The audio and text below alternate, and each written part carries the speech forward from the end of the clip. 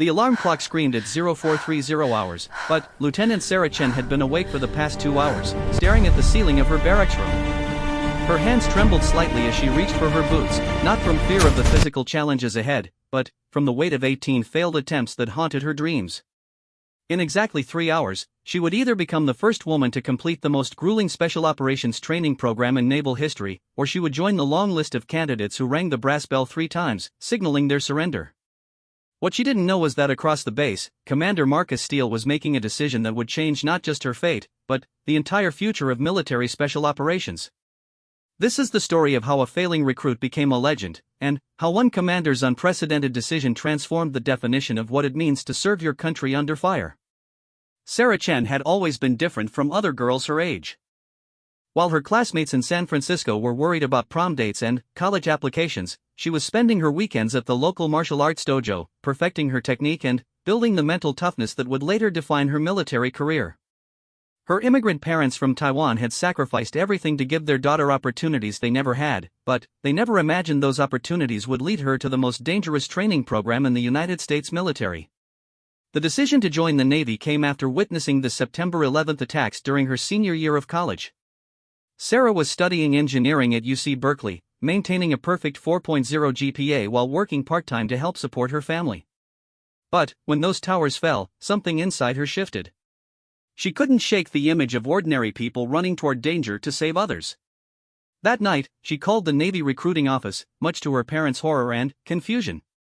Her mother, Lynn, had survived the Chinese Civil War as a child and couldn't understand why her daughter would voluntarily walk into conflict. Her father, Wei, who had worked 16-hour days in his restaurant to pay for Sarah's education, felt like his sacrifices were being thrown away. But Sarah saw it differently. She believed her parents' struggles and the opportunities America had given their family were worth protecting. Basic training at Great Lakes Naval Station was challenging but manageable for someone with Sarah's discipline and physical preparation. She excelled in academics, scored expert on the rifle range, and consistently ranked in the top 5% of her class. Her drill instructors noted her exceptional leadership potential and recommended her for officer candidate school. Sarah had found her calling, or so she thought. Officer Candidate School in Newport, Rhode Island was where Sarah first encountered the reality of being a minority in a male-dominated field. She was one of only 12 women in a class of 85 candidates, and the only Asian American woman. Some of her male counterparts questioned whether she belonged there, making subtle comments about diversity quotas and lowered standards. Rather than let these comments break her spirit, Sarah used them as fuel. She graduated third in her class and received her commission as an ensign.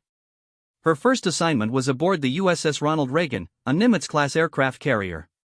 Sarah served as a division officer in the engineering department, managing a team of 30 sailors responsible for maintaining critical ship systems.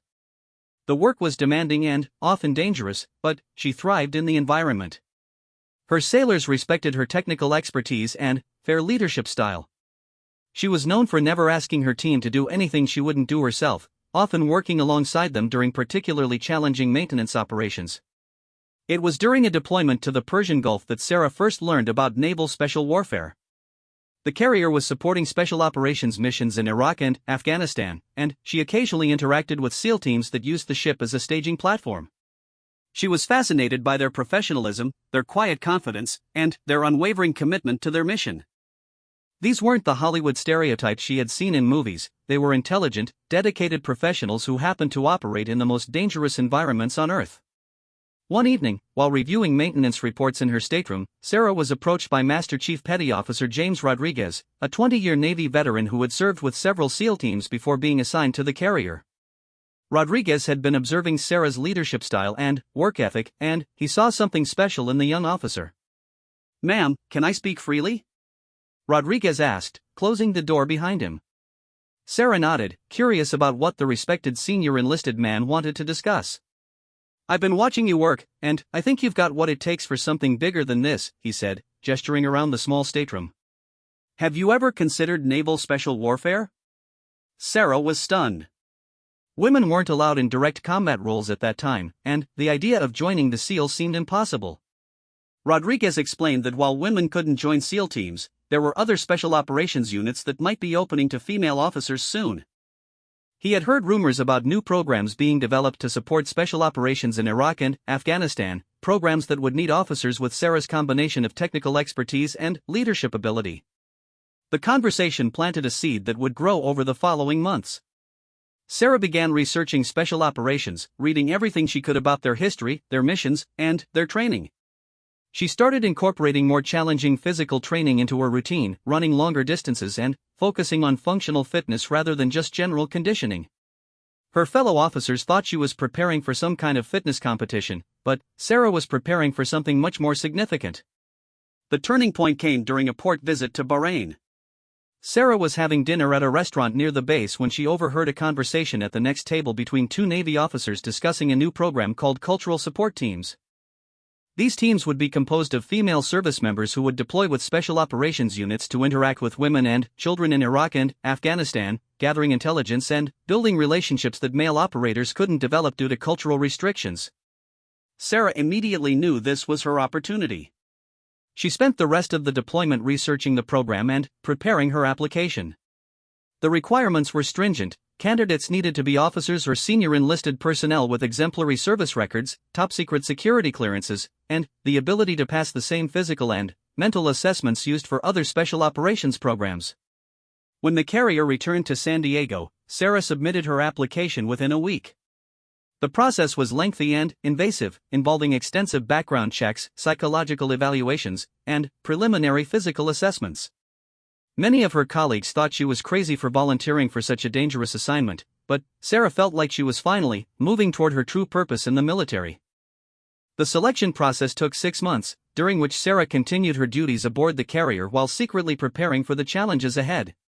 She worked with a civilian trainer who specialized in military fitness, focusing on the specific skills she would need for special operations training. She studied foreign languages, practiced advanced first aid techniques, and even took courses in cultural anthropology to better understand the regions where she might deploy. The call finally came on a Tuesday morning in March. Sarah was in her stateroom reviewing training schedules when her phone rang. The voice on the other end was crisp and professional, informing her that she had been selected for the Cultural Support Team program and would report to Naval Special Warfare Training Center in Coronado, California in 30 days. Sarah's hands shook as she hung up the phone. She had dreamed of this moment for over a year, but now that it was real, the magnitude of what lay ahead hit her with full force. She would be leaving behind everything familiar and comfortable to enter a world that had never included someone like her. She was about to become a pioneer, whether she succeeded or failed. The next 30 days passed in a blur of paperwork, briefings, and goodbyes.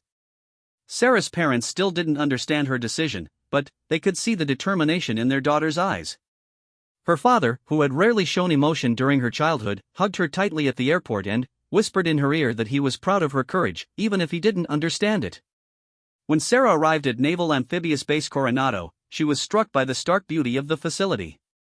The Pacific Ocean stretched endlessly to the west, while the training compounds and obstacle courses seemed to promise both incredible challenges and extraordinary opportunities. She checked into her temporary quarters and tried to sleep, knowing that the next morning would begin the most difficult period of her life. The first day of training began before dawn with a physical assessment that would have been considered punishment at any other military installation. The candidates, 12 women from various branches of the military, were required to complete a 2-mile run in under 16 minutes, followed immediately by a series of calisthenics that tested every muscle group. 3 women failed to meet the minimum standards and were sent home before lunch on the first day. Sarah passed the initial assessment, but barely. Her run time was 15 minutes and 58 seconds, just 2 seconds under the cutoff. The push-ups and sit-ups were manageable, but the pull-ups nearly broke her. She managed to complete the minimum required, but her form was deteriorating by the final repetition. The instructors made note of her struggles, and Sarah could see the doubt in their eyes. The training program was designed to simulate the physical and mental stresses of operating in combat environments while working alongside elite special operations units. The candidates were subjected to sleep deprivation, extreme physical exertion, and constant psychological pressure designed to identify those who would crack under stress. The instructors, all veterans of special operations units, showed no mercy and made no allowances for the fact that they were training women. If anything, they seemed determined to prove that women couldn't handle the demands of special operations. Sarah struggled from the beginning. While her academic performance was excellent and her technical skills were superior to most of her fellow candidates, she consistently ranked in the bottom half of the class in physical assessments. The obstacle courses that seemed manageable to other candidates left her exhausted and demoralized. The long-distance runs that were supposed to build endurance instead highlighted her limitations. The low point came during the third week of training, during an exercise called surf passage. The candidates were required to carry a heavy rubber boat through the surf zone, working as a team to navigate the powerful waves while maintaining control of their equipment. Sarah's boat crew had struggled throughout the training cycle, and their teamwork was poor compared to the other teams. As they approached the surf line with their boat, Sarah could see the waves were larger than usual. The instructors had warned them that weather conditions would make the exercise particularly challenging, but there was no option to postpone or modify the training. In special operations, the enemy doesn't wait for perfect conditions, and neither could they. The first wave hit their boat like a freight train, immediately filling it with water and threatening to tear it from their grasp. Sarah, positioned at the front right corner of the boat, felt the full force of the Pacific Ocean as it tried to rip the rope from her hands. Her teammates were shouting instructions and encouragement, but the noise of the crashing waves made communication almost impossible. They made it through the first wave, barely, but the second wave was even larger. As it crashed over them, Sarah lost her footing on the sandy bottom and was pulled underwater. The weight of her equipment and the force of the water disoriented her completely. For a terrifying moment, she couldn't tell which way was up, and panic began to set in. When she finally surfaced, gasping and coughing up seawater, she realized that her team had lost control of the boat.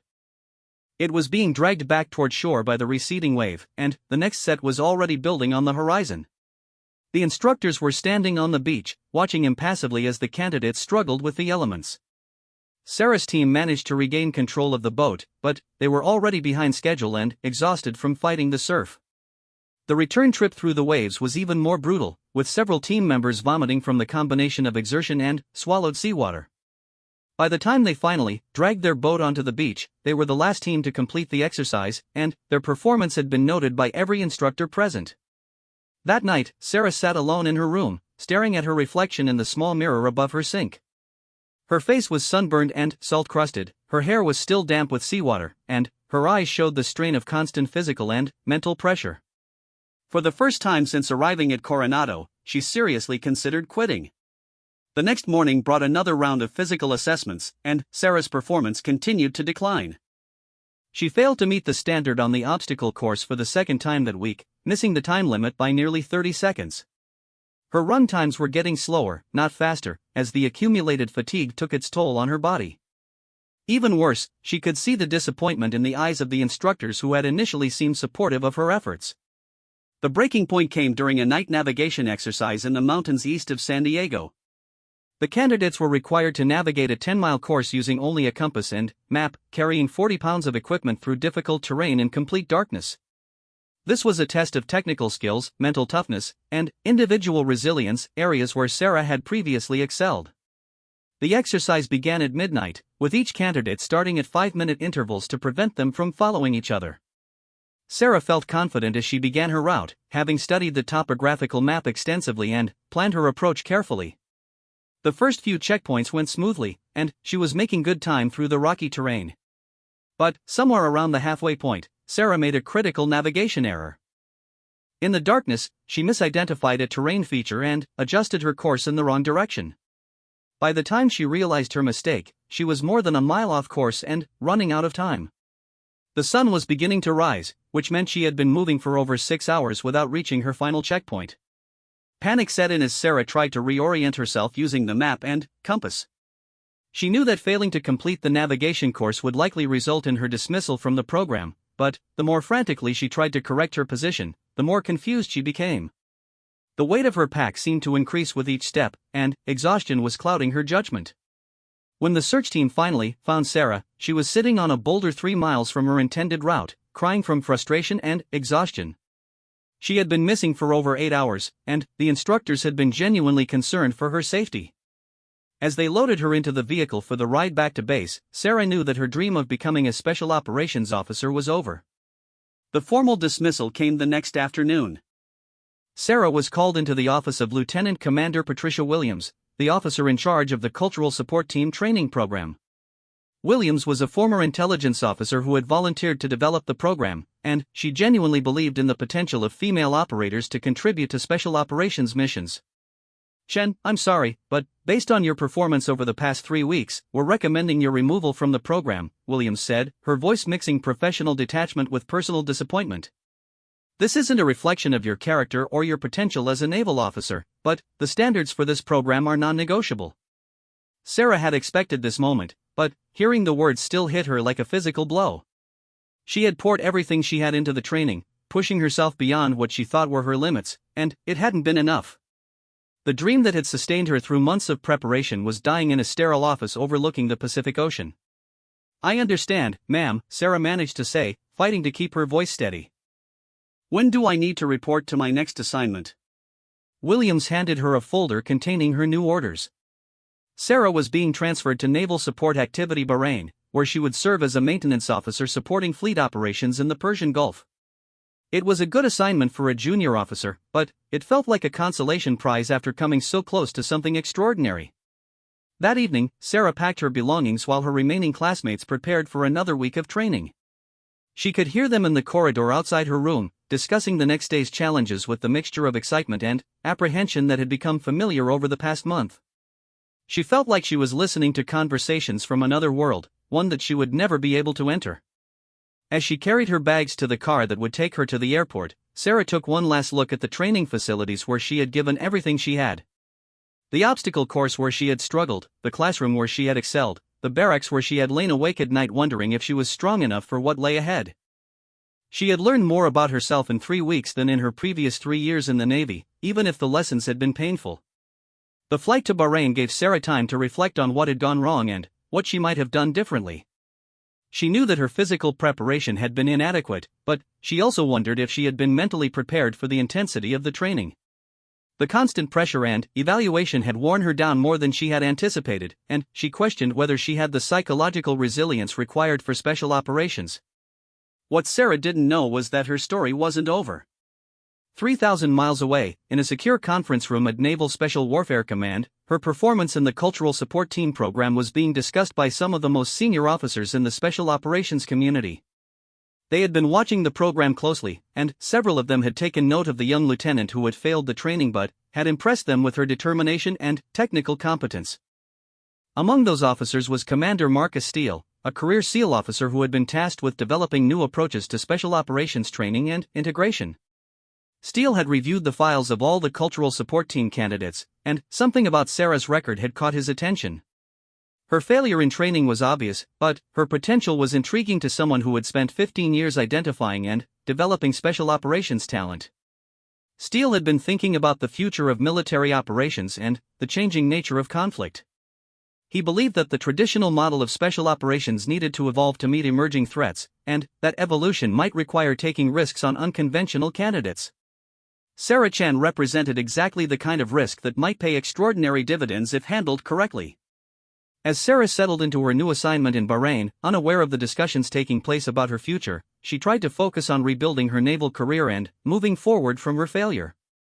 She threw herself into her work, managing maintenance operations for a squadron of patrol boats operating in the Persian Gulf. Her technical expertise and leadership skills made her valuable in her new role, but she couldn't shake the feeling that she was meant for something more significant. The routine of her new assignment provided a welcome respite from the intensity of the failed training program, but it also gave her time to think about what might have been. Every morning as she ran along the waterfront at the naval facility, she thought about her classmates who were probably still suffering through the remaining weeks of Cultural Support Team training. She wondered how many of them would successfully complete the program and go on to serve with special operations units in combat. Sarah's parents were relieved that their daughter was in a relatively safe assignment, but they could hear the disappointment in her voice during their weekly phone calls. They had watched her pursue this dream with single-minded determination, and they knew that the failure had shaken her confidence in ways that went beyond her military career. For the first time in her life, Sarah Chen had encountered a challenge that she couldn't overcome through hard work and determination alone. What none of them knew was that sometimes failure is just the first step toward an opportunity that exceeds your wildest dreams. And, sometimes, the most unconventional paths lead to the most extraordinary destinations. 6 months into her assignment in Bahrain, Sarah had settled into a routine that was both professionally satisfying and personally frustrating. Her days were filled with the technical challenges of maintaining patrol boat systems in the harsh environment of the Persian Gulf, where salt spray, extreme heat, and constant operations pushed equipment to its limits. She had earned the respect of her sailors and the recognition of her superiors, but the work felt hollow compared to the purpose she had felt during those brief weeks of special operations training. The Naval Support Activity Bahrain was a bustling hub of military operations, supporting everything from routine patrols to highly classified missions throughout the region. Sarah's maintenance facility was located near the Special Operations Compound, and she occasionally saw teams of operators preparing for deployments or returning from missions. These encounters were painful reminders of the path she had failed to complete, but they also reinforced her belief that she belonged in that world somehow. Sarah had thrown herself into physical training with renewed determination since arriving in Bahrain. The failure at Coronado had taught her that her physical preparation had been inadequate, and she was determined not to make the same mistake again if another opportunity arose. Every morning at 0500, she ran 5 miles through the base in the pre-dawn darkness, pushing herself to improve her times and build the endurance that had failed her during training. She had also hired a local trainer who worked with military personnel, focusing on functional fitness and the specific skills required for special operations. Her new training regimen was punishing by any standard, but Sarah approached it with the methodical precision that had made her successful in engineering. She tracked every workout, measured every improvement, and analyzed every weakness with the same attention to detail she applied to troubleshooting complex mechanical systems. Her fellow officers thought she was training for a marathon or some other athletic competition, and Sarah didn't correct their assumptions. The improvements were dramatic. Within 3 months, Sarah had cut 2 minutes off her 5-mile run time and doubled her performance on pull-ups, which had been her greatest weakness during the cultural support team training.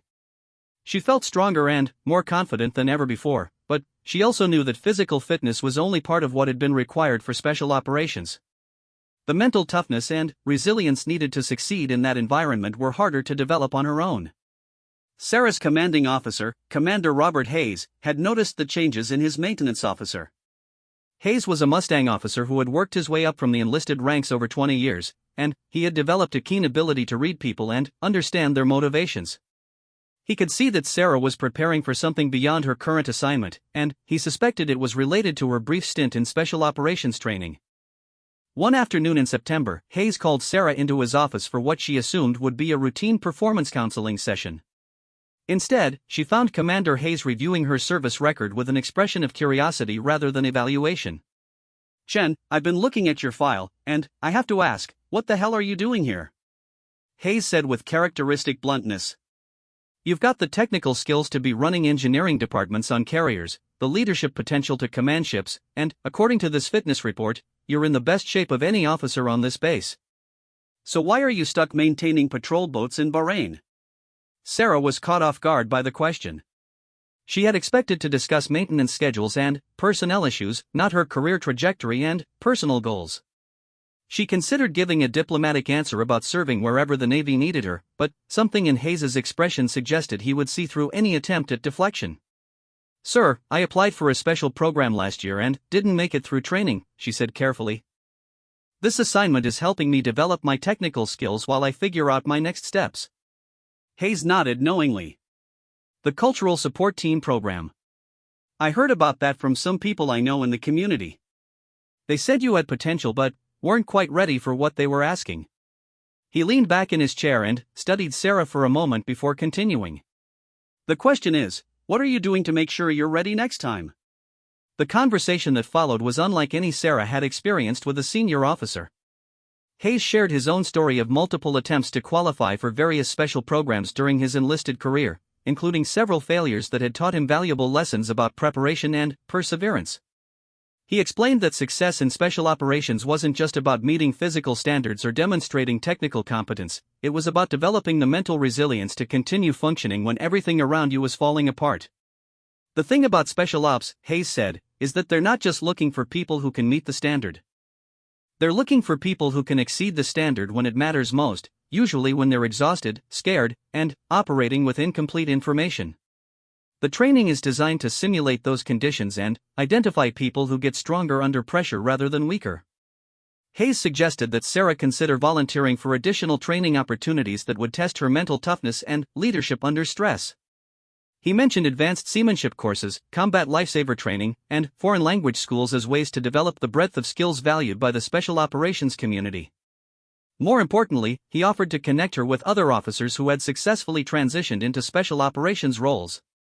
That evening, Sarah sat in her quarters thinking about the conversation with Commander Hayes. She had spent the past 6 months focused on physical improvement, but she realized that she had been neglecting the mental and leadership aspects of special operations preparation. The failure at Coronado had shaken her confidence, and she had been approaching her training like someone trying to avoid future failure rather than someone preparing for extraordinary success. The next morning, Sarah submitted applications for 3 advanced training programs that would take place during her remaining time in Bahrain. She enrolled in Arabic language classes offered by the Defense Language Institute, volunteered for advanced first aid and combat lifesaver certification, and requested permission to attend a joint training exercise with British Royal Marines scheduled for the following month.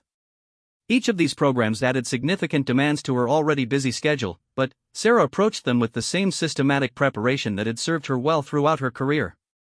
She studied Arabic vocabulary during her lunch breaks, practiced medical procedures with the base hospital staff, and coordinated with the British Marines to understand their training methodology and expectations. The joint exercise with the Royal Marines was particularly valuable for Sarah's development. The British commandos had a different approach to training and operations than their American counterparts, emphasizing adaptability and creative problem-solving over standardized procedures. Sarah found herself challenged in new ways as she worked alongside Marines who expected her to contribute as an equal partner regardless of her gender or nationality. The exercise scenario involved a complex humanitarian mission in a simulated conflict zone, requiring coordination between multiple units with different capabilities and priorities. Sarah was assigned as the liaison officer between an American engineering unit and a British reconnaissance team, a role that demanded constant communication, quick decision-making, and the ability to translate between different military cultures and procedures. The first day of the exercise was chaotic, with communication breakdowns and conflicting priorities threatening to derail the mission. Sarah found herself in the middle of heated discussions between American and British officers who had different approaches to the same problems. Rather than simply relay messages between the two groups, she began identifying common ground and proposing solutions that met both units' requirements.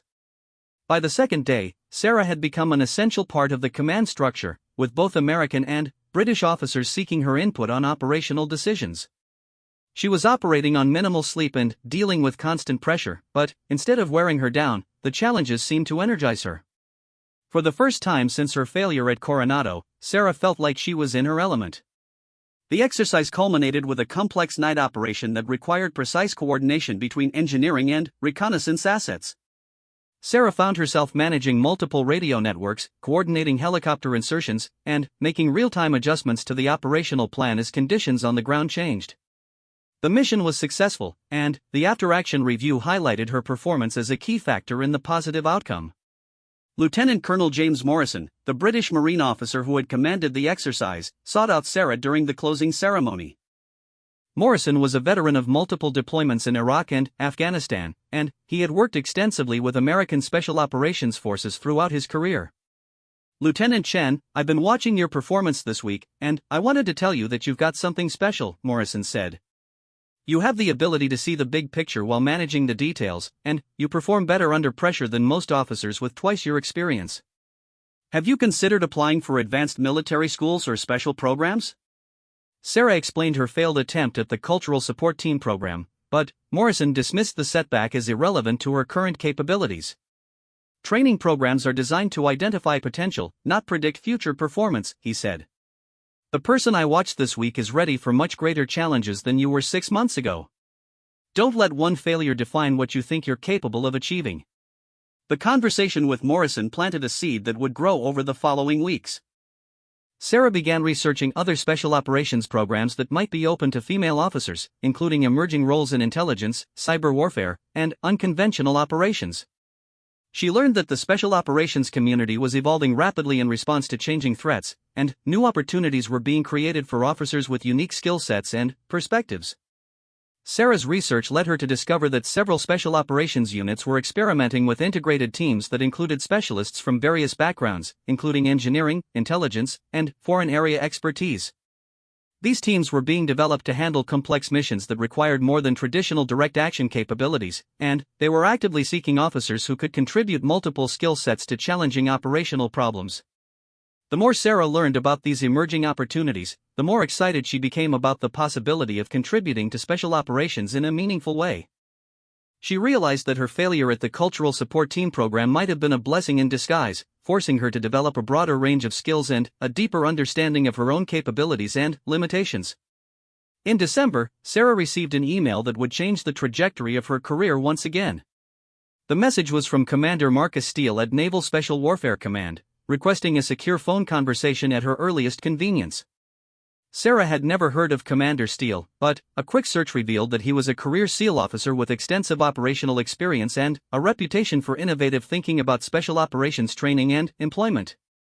The phone call took place in a secure conference room at the Naval Support Activity, with Sarah sitting alone at a table facing an encrypted communication system that connected her directly to Naval Special Warfare Command in Coronado. Commander Steele's voice was calm and professional as he explained the purpose of his call. "Lieutenant Chen, I've been reviewing your service record and your performance in various training programs, including your time in the Cultural Support Team program," Steele began. "I'm calling because I'm developing a new training program that might interest you, and I believe you might be exactly the kind of officer we're looking for." Steele explained that he was creating an experimental training program designed to identify and develop officers who could serve as special operations liaisons in complex, multinational operations. The program would combine elements of traditional special operations training with advanced technical education and cultural immersion experiences. Most importantly, the program would be open to officers from all services and backgrounds, with selection based on potential rather than previous special operations experience. The traditional model of special operations training is designed to produce operators who excel in direct action missions, Steele continued. But the future of special operations will require people who can think strategically, communicate across cultural boundaries, and integrate advanced technology with human intelligence. We think you might have the combination of technical expertise, leadership potential, and mental toughness needed for this new role. Sarah listened in amazement as Steele outlined a program that seemed specifically designed for someone with her background and interests. The training would last 6 months and would include phases in the United States, Europe, and Asia. Successful candidates would be assigned to special operations units as liaison officers, working directly with commanders on complex operational planning and execution. The selection process would be different from traditional special operations programs, with greater emphasis on problem solving, cultural adaptation, and technical innovation. Physical fitness would still be important, but candidates would be evaluated more on their ability to learn and adapt than on their ability to meet arbitrary physical standards on their first attempt. "I should be clear about one thing," Steele said as the call neared its end. "This is not a consolation prize or an alternative path for people who couldn't make it through traditional special operations training. This program will be more challenging than anything currently offered by the special operations community, and the operational assignments will be more dangerous than most traditional special operations deployments. We're looking for volunteers, not people who need a second chance." The distinction was important to Sarah, who had struggled with feeling like her failure at Coronado had marked her as someone who couldn't handle special operations challenges. Steele was offering her an opportunity to compete for a role that would be even more demanding than what she had failed to achieve, but based on a broader assessment of her potential rather than a narrow evaluation of her current capabilities. Steele gave Sarah 2 weeks to consider the opportunity and discuss it with her current command. If she decided to apply, she would need to submit a comprehensive application package including detailed essays about her motivation, leadership philosophy, and vision for the future of special operations. She would also need to complete several preliminary assessments, including updated physical fitness tests, psychological evaluations, and technical examinations. After the call ended, Sarah sat alone in the conference room trying to process what had just happened. 6 months ago, she had been dismissed from special operations training as someone who couldn't meet the standards. Now, one of the most senior officers in the special operations community was offering her the chance to compete for a program that would exceed anything she had previously imagined. The opportunity was everything Sarah had dreamed of and more, but it also represented an enormous risk. If she failed again, it would probably end any possibility of future involvement with special operations. Her current assignment in Bahrain was comfortable and successful, and she could build a respectable naval career without taking the risk of another potential failure. That evening, Sarah called her parents to discuss the opportunity. As expected, they were concerned about their daughter volunteering for an even more dangerous assignment, but they could hear the excitement in her voice as she described the program and its potential impact on her career. Her father, who had initially opposed her military service, surprised her by encouraging her to pursue the opportunity. "You've never been satisfied with safe choices," Wei Chen told his daughter. "If this is what you believe you're meant to do, then you should do it with everything you have. Your mother and I will support whatever decision you make." The conversation with her parents helped Sarah realize that her decision had already been made during the phone call with Commander Steele. This was the opportunity she had been preparing for without realizing it, and all of her experiences since the failure at Coronado had been building toward this moment. The next morning, Sarah met with Commander Hayes to discuss the opportunity and request his support for her application. Hayes was not surprised by the offer, having suspected that Sarah's exceptional performance in Bahrain would eventually attract attention from the special operations community. "Chen, this is exactly the kind of opportunity that comes along once in a career," Hayes said after reviewing the program description.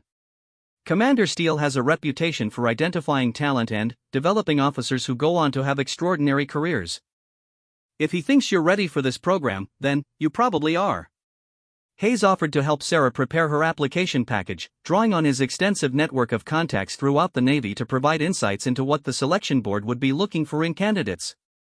He also arranged for Sarah to take leave for additional training and preparation, recognizing that this opportunity could benefit not just Sarah's career but also the broader Navy's relationship with the special operations community. Over the following 2 weeks, Sarah threw herself into preparing what she knew would be the most important application of her career. She wrote and rewrote her essays, carefully crafting explanations of her motivation that were honest about her previous failure while demonstrating her growth and development since then.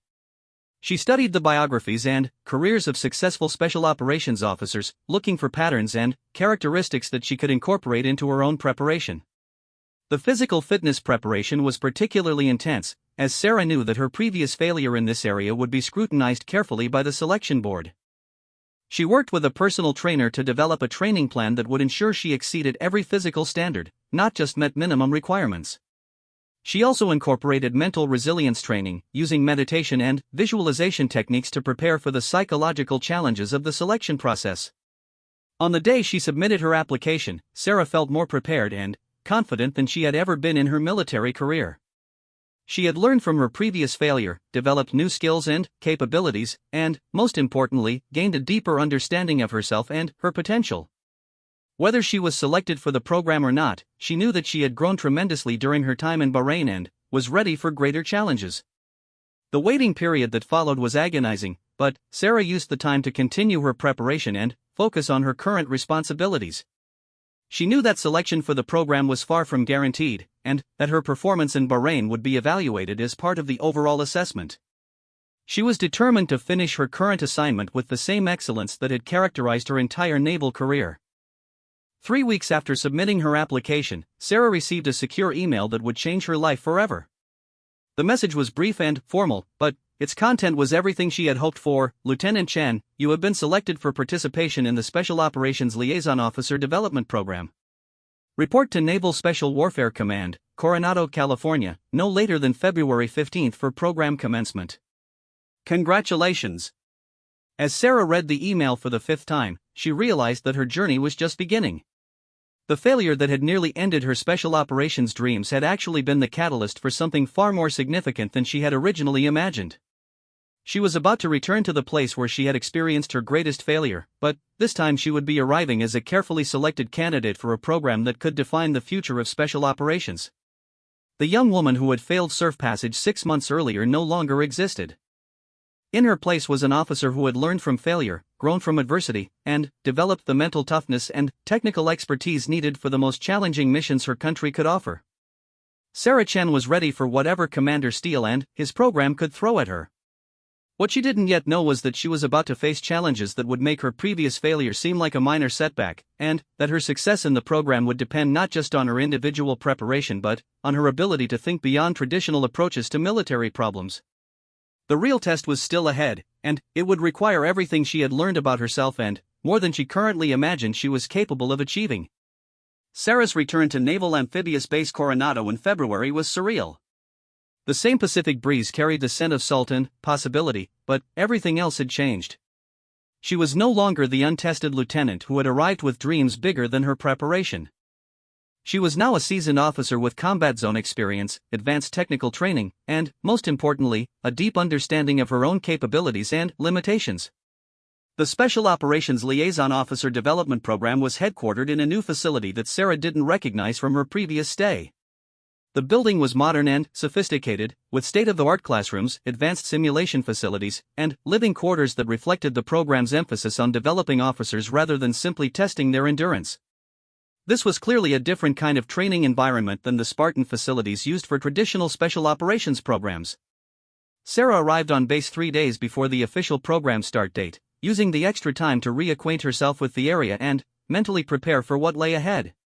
She stayed in the same type of temporary quarters she had occupied during her failed cultural support team training, but the similarities ended there. This time, she felt like she belonged in the environment rather than fighting to prove she deserved to be there. On the morning of February 15, Sarah joined 23 other officers from all branches of the military in a conference room overlooking the Pacific Ocean. The group was remarkably diverse, including pilots, intelligence officers, engineers, doctors, and linguists from the Army, Navy, Air Force, and Marines. What they all shared was exceptional performance in their respective fields and demonstrated potential for leadership in complex, high-stakes environments. Commander Marcus Steele entered the room at precisely 0800, and his presence immediately commanded attention. Steele was not physically imposing, he was average height with graying hair and the weathered face of someone who had spent decades operating in harsh environments. But his calm confidence and penetrating gaze made it clear that he was someone who had earned respect through performance rather than position. "Welcome to the Special Operations Liaison Officer Development Program," Steele began, his voice carrying easily through the room without amplification. "You are here because you represent the future of special operations, not its past. The challenges our nation faces in the coming decades will require new approaches, new thinking, and new types of leaders. You have been selected not because you fit the traditional mold of special operations officers, but because you have the potential to break that mold in productive ways."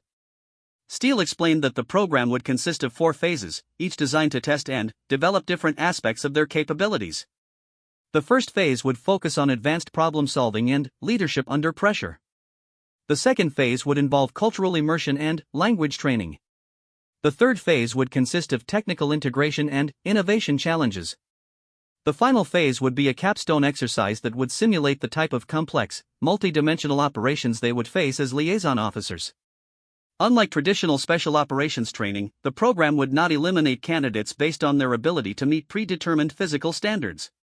Instead, officers who struggled in particular areas would receive additional training and support to help them succeed. The emphasis was on development rather than selection, with the understanding that the investment required to train liaison officers was too significant to waste on artificial barriers. That said, Steele continued, this program will be more challenging than any traditional special operations training you might have completed. We will push you intellectually, physically, emotionally, and ethically in ways that will test everything you think you know about yourself and your capabilities. Some of you will discover strengths you never knew you had, and all of you will confront weaknesses you didn't know existed. The first week of training was unlike anything Sarah had experienced in her military career. Rather than physical challenges and rote memorization, the program focused on complex problem-solving scenarios that required creativity, collaboration, and the ability to synthesize information from multiple sources. The candidates were divided into teams and presented with realistic operational scenarios that had no predetermined solutions. Sarah's first major challenge came during an exercise called the Ambassador's Dilemma. Her team was tasked with developing a strategy to rescue American civilians from a fictional country experiencing a complex humanitarian crisis involving ethnic conflict, natural disaster, and political instability. The scenario was designed to have no clear military solution, requiring the team to integrate diplomatic, humanitarian, intelligence, and military considerations into a comprehensive approach. Sarah found herself naturally gravitating toward the technical aspects of the problem, analyzing logistics requirements, communication challenges, and infrastructure limitations. But, as the team's discussions progressed, she realized that her engineering background gave her a unique perspective on the broader strategic challenges. She could see connections between seemingly unrelated factors and identify potential solutions that others missed. The breakthrough came when Sarah suggested approaching the problem from a systems perspective rather than trying to solve individual challenges separately. She proposed treating the entire crisis as a complex system with multiple interdependent variables, then identifying interventions that could create positive cascading effects throughout the system. Her approach allowed the team to develop an elegant solution that addressed multiple objectives simultaneously. The exercise debriefing was conducted by Steele himself, along with a panel of senior officers from various special operations units. Sarah's team was asked to present their solution to the panel and defend their reasoning under aggressive questioning. The experience was intimidating, but Sarah found that her confidence grew as she explained the technical foundations of their approach. Lieutenant Chen, Steele said during the questioning, "Your team's solution is creative and technically sound, but it requires a level of coordination between agencies and organizations that has never been achieved in a real crisis. How do you address the inevitable bureaucratic and political obstacles that would prevent implementation?" The question was exactly the kind of challenge that had intimidated Sarah during her previous training experience, but this time she felt prepared to engage with the complexity rather than avoiding it. She had spent months thinking about the gap between theoretical solutions and practical implementation, and she had developed ideas about how to bridge that gap. "Sir, I think the key is designing solutions that create incentives for cooperation rather than depending on goodwill or perfect coordination," Sarah replied. "If we structure the operation so that each agency's success is directly linked to the overall mission success, then bureaucratic obstacles become shared problems that everyone has an incentive to solve." The response seemed to satisfy Steele, who nodded approvingly before moving on to question other team members. But Sarah could see that her answer had impressed the panel, and she felt a surge of confidence that had been missing during her previous training experience. The second week introduced physical challenges, but not in the way Sarah had expected. Rather than testing raw endurance or strength, the exercises were designed to evaluate performance under stress, adaptability to changing conditions, and the ability to maintain cognitive function while physically challenged. Sarah's months of intensive preparation in Bahrain served her well, but, more importantly, she found that her mental approach to physical challenges had fundamentally changed. The key exercise was called the moving target, in which individual candidates were required to navigate a complex obstacle course while simultaneously solving mathematical problems, communicating with team members via radio, and adapting to changing course configurations. The exercise was designed to simulate the cognitive demands of operating in dynamic, high-stress environments where multiple tasks must be managed simultaneously. Sarah's engineering background proved invaluable for the mathematical components, but the real challenge was maintaining focus and communication while physically exerted. She had learned from her previous failure that panic and frustration were the real enemies, not physical limitations. This time, when she encountered obstacles that challenged her, she focused on problem-solving rather than self-doubt. Halfway through the course, Sarah encountered a wall that was higher than she could reach with a normal jump. In her previous training, this type of obstacle had triggered anxiety about her physical limitations and fears about failing to meet standards. This time, she immediately began analyzing the problem from an engineering perspective, looking for creative solutions rather than assuming she had to overcome the obstacle through brute force. She noticed that the wall had irregularities in its surface that could serve as handholds if approached from the correct angle. More importantly, she realized that a nearby obstacle could be used as a stepping stone if she was willing to backtrack and approach the wall differently. The solution required sacrificing time for efficiency, but it worked perfectly and allowed her to continue the course with confidence intact. The radio communication component proved to be equally challenging, requiring Sarah to relay complex information to team members while maintaining her own situational awareness. She discovered that her technical background helped her organize and transmit information clearly, but she also had to learn to adapt her communication style to work with team members who had different backgrounds and thinking styles. By the end of the second week, Sarah felt like she was hitting her stride in a way that had never happened during her previous training. She was consistently performing in the top quarter of the class, but, more importantly, she felt like she was contributing to the team in meaningful ways. Her fellow candidates had begun seeking her input on technical challenges, and the instructors seemed to view her as someone with significant potential rather than someone who was struggling to meet minimum standards. The third phase of training took place at a joint facility in Colorado, where the candidates would spend 3 weeks learning advanced technical integration and innovation methodologies. Sarah was excited about this phase, as it was directly aligned with her engineering background and technical interests. What she didn't expect was how challenging it would be to apply her technical skills in the ambiguous, rapidly changing environment of special operations. The Colorado facility was a partnership between military special operations units and civilian technology companies, designed to accelerate the development and deployment of advanced capabilities for special operations forces. The candidates would work alongside civilian engineers, intelligence analysts, and academic researchers on real-world projects that had direct operational relevance. Sarah's first assignment was to work with a team developing improved communication systems for special operations units operating in contested environments. The technical challenges were fascinating, involving signal processing, encryption, network resilience, and human-machine interface design. But the operational requirements were constantly evolving based on feedback from units deployed in actual combat zones, forcing the team to adapt their designs in real time. The project leader was Dr. Elena Vasquez, a former Air Force officer who had transitioned to civilian research after completing her PhD in electrical engineering.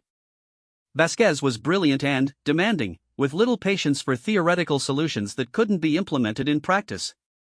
She pushed the team to think beyond technical specifications and consider the human factors that would determine whether their solutions would actually be used effectively in combat.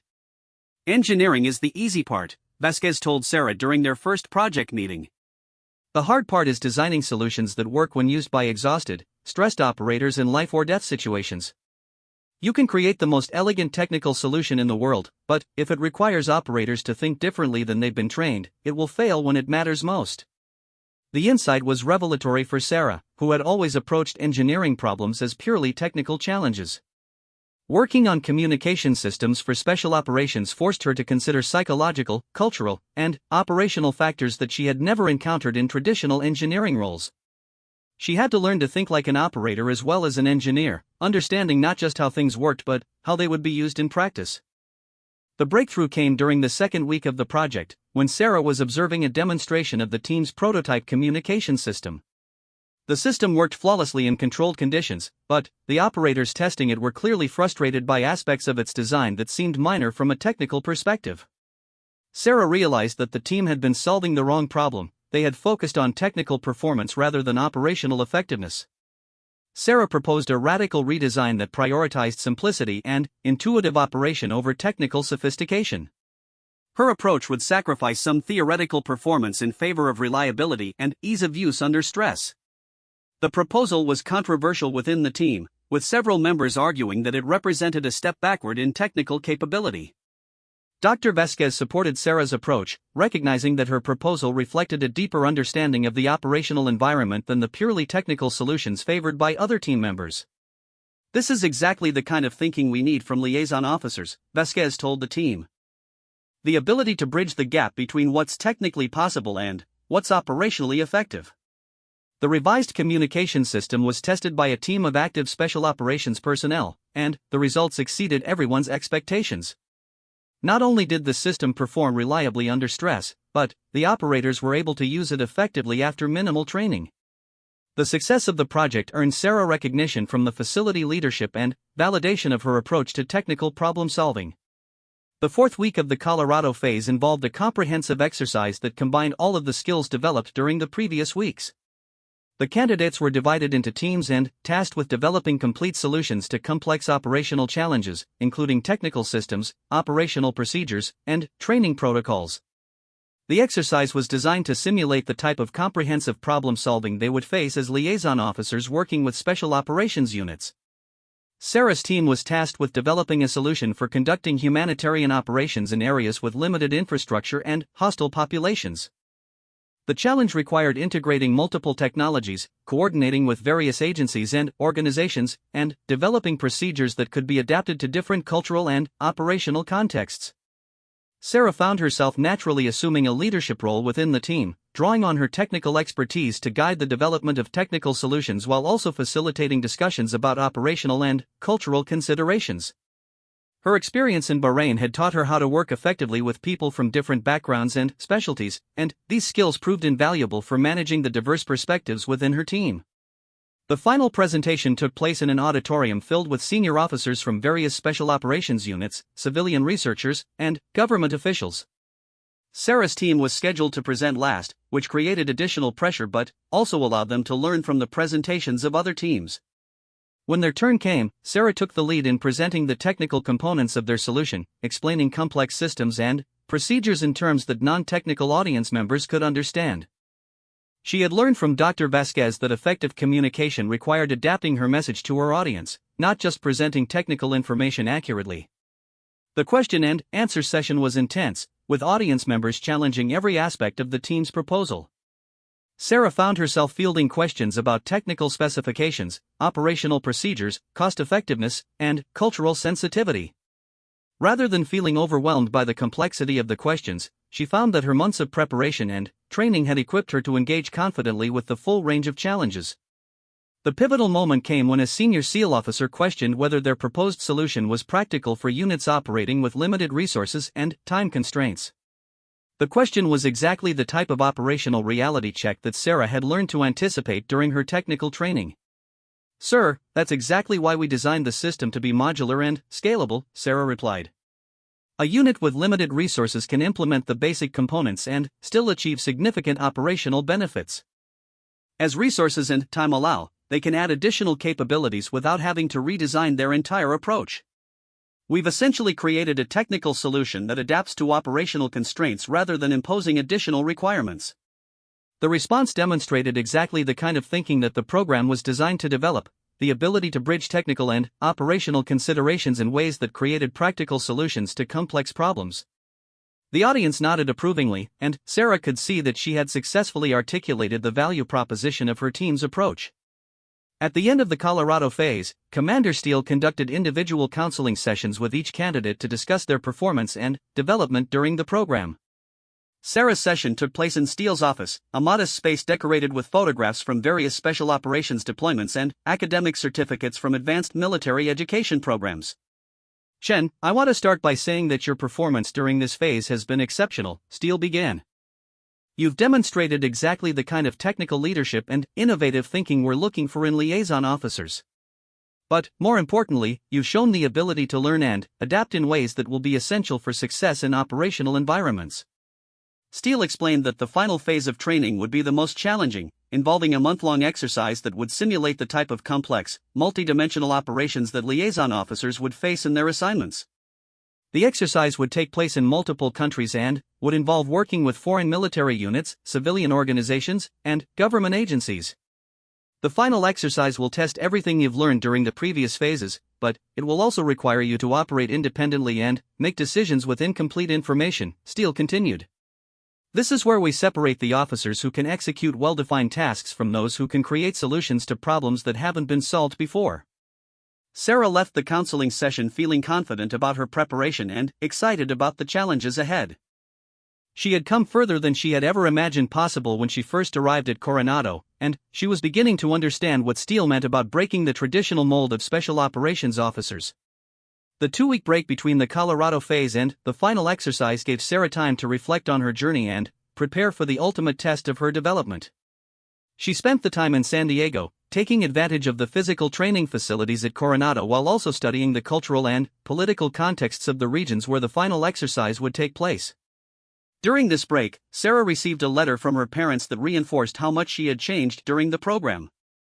Her father wrote that he had been following news reports about women in combat roles and special operations, and he was proud that his daughter was part of the generation that was expanding opportunities for future military women.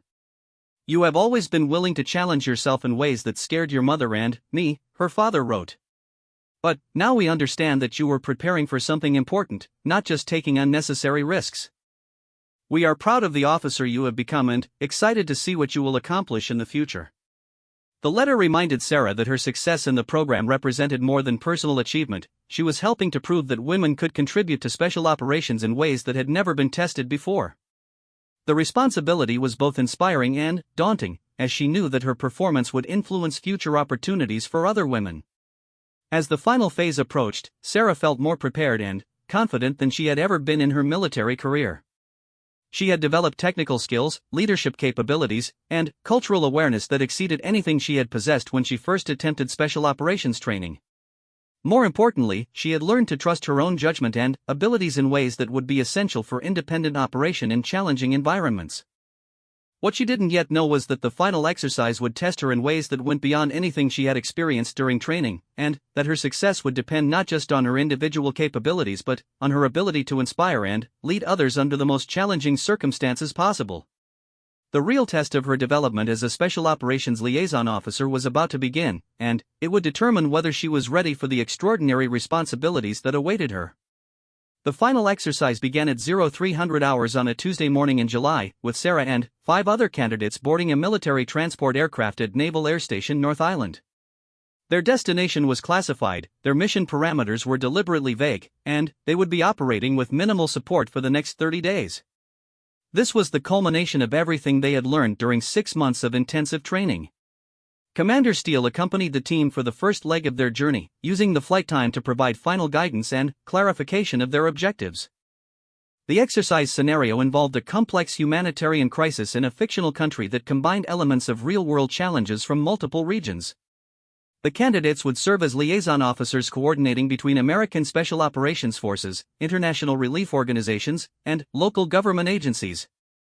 The key to success in this exercise, Steele explained as the aircraft flew through the pre-dawn darkness, is understanding that there are no predetermined solutions. Every decision you make will create new challenges and opportunities, and you'll need to adapt constantly to changing conditions. Your technical skills and training will be important, but your judgment and leadership will be what determines your success. Sarah felt a mixture of excitement and apprehension as she listened to Steele's briefing. She had excelled in every phase of the training program, but this exercise would test her ability to apply everything she had learned in a realistic, high-pressure environment. Unlike the controlled training scenarios of the previous months, this exercise would involve real stakes and genuine uncertainty.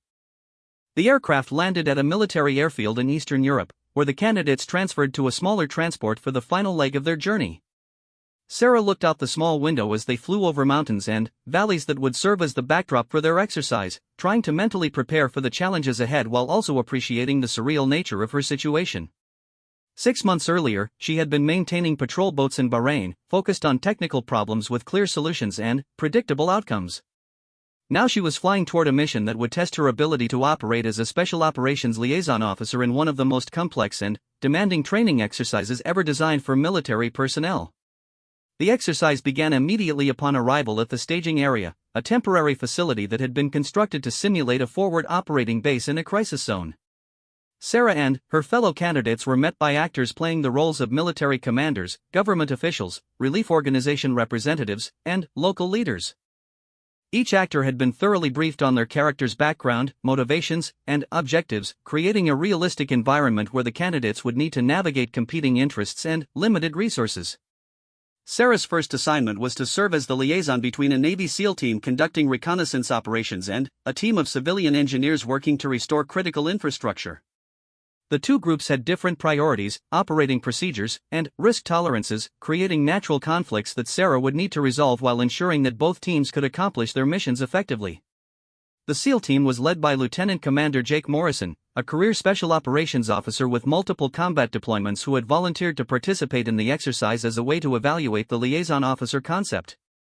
Morrison was skeptical about the value of having liaison officers integrated into special operations units, believing that they would slow down operations and create unnecessary complications. "Lieutenant Chen, I need you to understand something from the beginning," Morrison told Sarah during their first meeting. "My team has been operating together for 3 years, and we've developed procedures and protocols that work for us. We're willing to work with you, but we're not going to change our operational methods to accommodate someone who doesn't have special operations experience." The challenge was exactly what Sarah had been trained to handle, but it was still intimidating to face skepticism from experienced operators who questioned her qualifications and value. She knew that earning their respect would require demonstrating competence rather than simply asserting her authority as a liaison officer. Sarah's approach was to focus on understanding the SEAL team's operational requirements and constraints before proposing any changes or improvements. She spent the first day observing their planning processes, equipment procedures, and communication protocols, taking careful notes and asking questions that demonstrated her interest in learning rather than critiquing their methods. Her engineering background proved valuable for understanding the technical aspects of their operations, and her experience in Bahrain had taught her how to work effectively with operational units under pressure. More importantly, Her months of training had developed her confidence and communication skills to the point where she could engage with the team as a professional peer rather than an observer trying to prove her worth. The breakthrough came on the second day, when the SEAL team encountered a technical problem with their communication equipment that threatened to compromise their reconnaissance mission. The equipment was functioning within specifications, but the environmental conditions were causing interference that degraded the quality of their transmissions. Morrison was preparing to abort the mission when Sarah asked permission to examine the problem. Drawing on her technical training and her experience with communication systems in harsh environments, Sarah quickly identified the source of the interference and proposed a solution that would allow the team to complete their mission. Her approach involved reconfiguring the equipment in a way that sacrificed some theoretical performance for improved reliability under the specific conditions they were facing. "How do you know this will work?" Morrison asked, clearly intrigued by Sarah's proposal but reluctant to stake his mission on an untested modification. "Sir, I dealt with similar interference problems when I was maintaining patrol boat systems in the Persian Gulf," Sarah replied. "The principle is the same, you have to optimize for actual conditions rather than ideal specifications. The modification will reduce your maximum transmission range by about 10%, but it will give you reliable communication within your operational area." Morrison decided to implement Sarah's solution, and it worked exactly as she had predicted. The mission proceeded successfully, and the SEAL team was able to gather the intelligence they needed without compromising their security or timeline. More importantly, Sarah had demonstrated her value to the team in a way that earned their respect and trust. "I have to admit, I was wrong about liaison officers," Morrison told Sarah after the mission debrief. "I thought you would be dead weight, but you just solved a problem that would have forced us to abort the mission. Maybe there's something to this concept after all." The success of her first assignment gave Sarah confidence as she took on increasingly complex challenges during the exercise. Her next assignment involved coordinating between multiple international relief organizations that were competing for resources and access to affected populations. The organizations had different mandates, funding sources, and operational approaches, creating conflicts that threatened to undermine the overall humanitarian effort. Sarah's role was to develop a coordination framework that would allow the organizations to work together effectively while respecting their individual mandates and constraints. The challenge required her to understand the political and cultural factors that influenced each organization's decision-making, not just the technical and logistical aspects of their operations. The key insight came when Sarah realized that the relief organizations were approaching the crisis as a zero-sum competition rather than a collaborative effort. Each organization was focused on maximizing its own impact and visibility, leading to duplication of efforts and gaps in coverage that reduced the overall effectiveness of the humanitarian response. Sarah proposed a solution based on her systems engineering background, treating the humanitarian effort as a complex system with multiple interdependent components. Rather than trying to eliminate competition between organizations, her approach would channel that competition in productive directions by creating incentives for collaboration and coordination. The breakthrough came during a heated meeting between representatives from 5 different relief organizations who were arguing about access to a particular area affected by the crisis. Sarah listened to the arguments for several minutes before proposing a radical alternative to their competitive approach. "What if we stop thinking about this as a competition for resources and start thinking about it as a system optimization problem?" Sarah suggested. "Each of your organizations has different strengths and capabilities. Instead of competing to do the same things in the same areas, what if we designed a division of labor that maximizes the impact of everyone's unique contributions?" Her proposal involved creating specialized roles for each organization based on their particular expertise and resources, then developing coordination protocols that would ensure comprehensive coverage without duplication. The approach would require unprecedented cooperation between organizations that had traditionally viewed each other as competitors. The relief organization representatives were initially skeptical, but Sarah's systematic analysis of their respective capabilities and the comprehensive nature of her proposed framework gradually won them over. Her engineering background had taught her how to break complex problems into manageable components, and her training in cultural awareness helped her understand the organizational dynamics that would determine whether her proposal could be implemented successfully. The coordination framework was implemented over the following week, and the results exceeded everyone's expectations. The relief organizations were able to provide more comprehensive assistance while reducing costs and eliminating duplication of efforts. More importantly, the success of the coordination effort earned Sarah recognition as someone who could bridge the gap between military operations and civilian humanitarian activities. Her third major challenge involved working with local government officials who were suspicious of American military involvement in their country's crisis. The officials were willing to accept humanitarian assistance, but they were concerned about the long-term implications of allowing American Special Operations Forces to operate in their territory. Sarah's role was to serve as the primary liaison between the local officials and the American military commanders, building trust and understanding while ensuring that both sides' objectives could be achieved. The challenge required her to navigate complex political and cultural sensitivities while also managing the practical requirements of military operations. The local officials were led by Minister Alexander Petrov, a career diplomat who had dealt with international crisis response efforts throughout his career. Petrov was intelligent and professional, but he was also deeply skeptical of American military intentions and concerned about maintaining his country's sovereignty during the crisis response. "Lieutenant Chen, I want to be direct with you about our concerns," Petrov said during their first formal meeting. "We appreciate American assistance, but we have seen how humanitarian interventions can become permanent military presences. We need assurances that your forces will withdraw once the immediate crisis is resolved." The conversation required Sarah to draw on everything she had learned about cultural awareness, diplomatic communication, and strategic thinking. She knew that Petrov's concerns were legitimate and that addressing them would require more than simple assurances about American intentions. Sarah's approach was to focus on transparency and shared decision-making rather than trying to convince Petrov to trust American promises.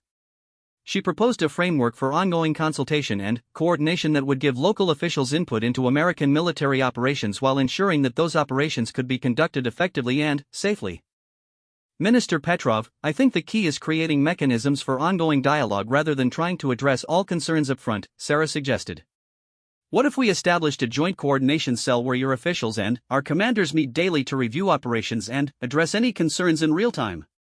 This would give you visibility into our activities and influence over decisions that affect your country." The proposal demonstrated Sarah's understanding that effective diplomacy required creating structures for ongoing engagement rather than relying on initial agreements that might not address evolving concerns.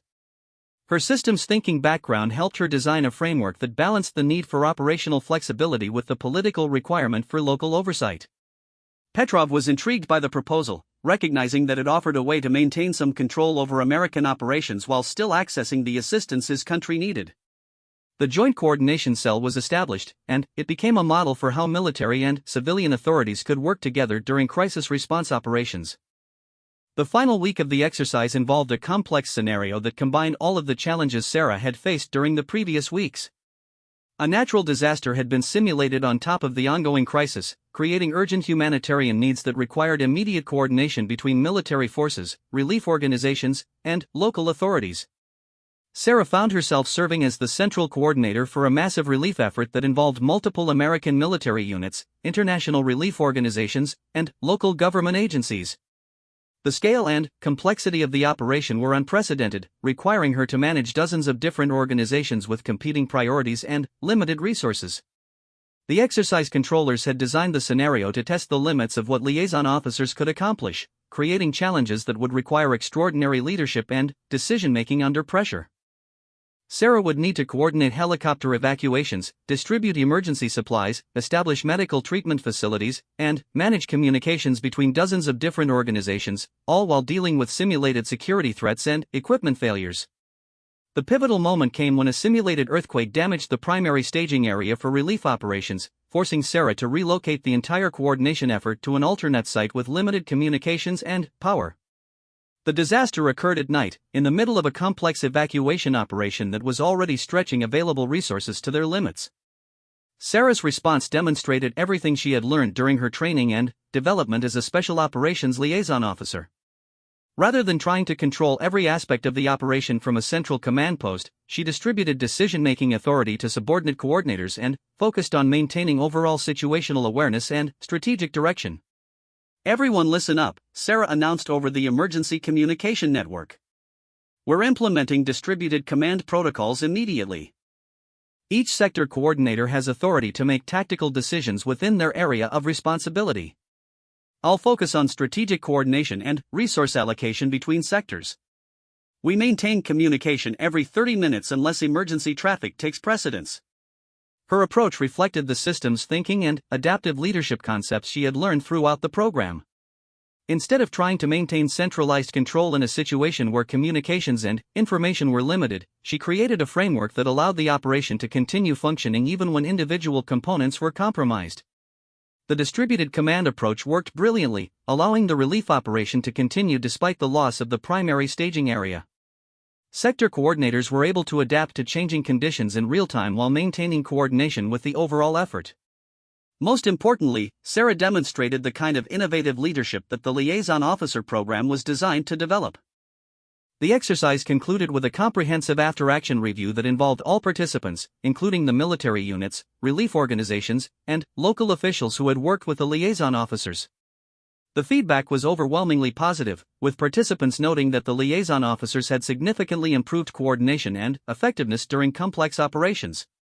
Commander Steele conducted individual debriefings with each candidate, providing detailed feedback on their performance and areas for continued development.